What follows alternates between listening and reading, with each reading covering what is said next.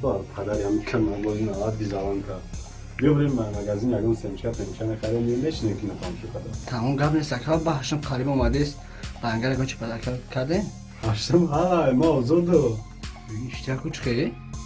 من بیستیم دارم نسکی پاسکی پدرکه کرده بودم بودم فوقتم چون یک آواسون شد با آمدم گفتم زنک اینا پرازنگ داره چی پدرکه کنم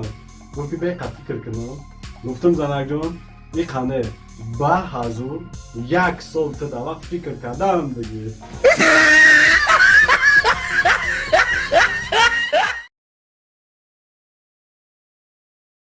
ببریم مغازین یکم چی میخریم سمچه پنچه میشینیم چخ کردم بکی بلا پیش بعد اومده نه ای کار پول میخواد ما آزاد و زیرش دارم اشتیا کوچ خیلی اما یک الان از کیم پدرکه کرده بودن که هشت بیستیم دارم تمام قبل سکا باید چی دیگه هشتم قریب اومده چی بنگر گوچ پیدا کرد سه رفتیم این بار پدر یا میکرمک بازی نهلت گیزالم کرد با حضور تا در وقت فکر کردم بگی پدر یا میکرمک بازی نهلت گیزالم کرد بیا بریم مغازین یکم سمچه پنچه نخریم میشینیم که نتام شو کدام تمام قبل سکا با هاشم قریب اومده است گفتم یک خانه با حضور ای سر کار